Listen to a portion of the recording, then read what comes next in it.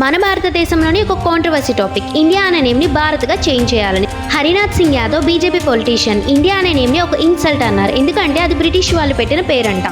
So దీని గురించి క్లియర్గా తెలుసుకుందాం.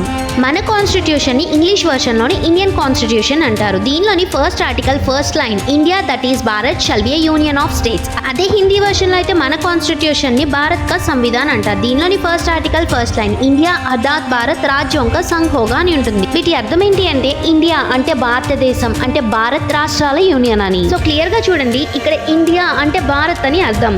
అయితే హిందీ కానీ దేవనాగరి స్క్రిప్ట్ కానీ యూజ్ చేసేటప్పుడు భారత్ అనే పదాన్ని వాడతాం. అదే ఆంగ్లంలో అయితే కనుక ఇండియా అనే పదాన్ని వాడతాం.